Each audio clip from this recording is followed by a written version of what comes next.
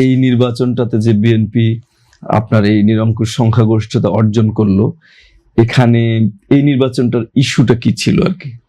আপনি যদি বাংলাদেশের স্বাধীনতার পর থেকে সবগুলো নির্বাচনকে যদি আপনি ব্যাখ্যা বিশ্লেষণ করেন, তাহলে আপনি প্রথমেই দেখবেন যে নির্বাচনে একটা নতুন ইস্যু এবার এসেছে, মাঠে ময়দানে ব্যাপকভাবে আলোচিত হয়েছে। সেটা হচ্ছে দুর্নীতি এবং চাঁদাবাজি।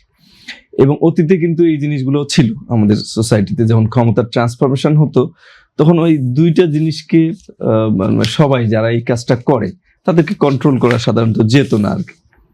তো দুইটা জিনিসকে সবাই মনে করতো যে এটা আমি এবার এটা আমার কাছে থাকবে, এই ধরনের এটা একটা ইনস্টিটিউশনালাইজড একটা শেপ অর্জন করেছিল। তো এবার নির্বাচনে কিন্তু এই ধরনের একটা ইস্যু, এবং এইবার নির্বাচনে দেখা যাচ্ছে যে দুইটা যে জোট, এই দুই জোটেই কিন্তু এইটার বিরুদ্ধে কথা বলেছে।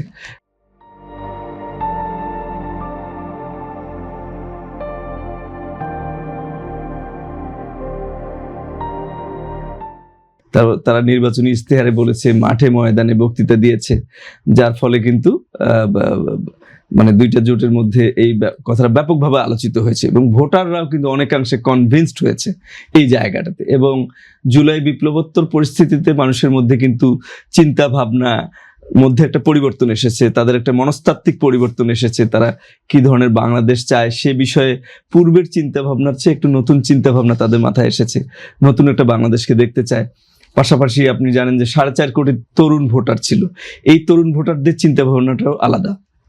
তো যেহেতু বিএনপি নিরঙ্কুশ সংখ্যাগরিষ্ঠতা পেয়েছে, তো আমরা এটা ডেফিনেটলি প্রমাণিত যে বিএনপির যে নির্বাচনী ইশতেহার পেয়েছে। আমার প্রশ্ন ছিল তাদের আসলে কোন দিকে কাজ করা উচিত। হ্যাঁ, সেটাই আমি সেই দিকেই যাচ্ছি।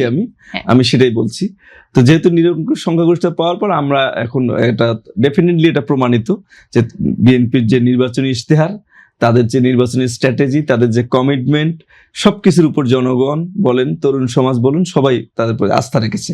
সেই প্রেক্ষাপটে যদি আমি বিবেচনা করি, তাহলে বিএনপির প্রধানত উচিত হবে যে এই দুর্নীতি এবং চাঁদাবাজি এটাকে ব্যাপকভাবে নিয়ন্ত্রণে নিয়ে আসতে হবে এবং এটাকে প্রথম গুরুত্ব দিতে হবে। দিলে আর তরুণ সমাজের যে চাওয়া, তরুণ সমাজের চাওয়া নিয়ে যে তাদের নির্বাচনী ইশতেহারে যে কমিটমেন্টগুলো রয়েছে এবং যেটার উপর তরুণ সমাজ আস্থা রেখেছে, সেই বিষয়গুলোকে, কর্মসংস্থানের ব্যাপার, তারপরে ফরেন ইনভেস্টমেন্ট যাতে দেশে হয়, ইকোনমি যে অবস্থায় আছে সেখান থেকে কিভাবে কাম ব্যাক করবে, সেই বিষয়গুলোতে বিএনপিকে প্রথমত দৃষ্টি দিতে হবে। এবং তাহলেই হচ্ছে ভোটাররা যারা ভোট দিয়েছে তারা অনেক খুশি হবে এবং তাদের আস্থা খুব সহজেই অর্জন করা সম্ভব হবে।